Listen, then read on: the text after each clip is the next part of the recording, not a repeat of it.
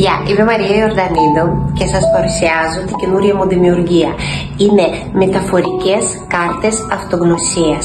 Αυτές οι κάρτες είναι μια ολόκληρη θεραπεία. Είναι ταξίδι προς το ασυνείδητό σου και τη ψυχή σου. Ελάτε να τα δούμε μαζί. Η κάθε κάρτα είναι ένα έργο τέχνης και θεραπείας. Τι σας προκαλεί αυτή η κάρτα?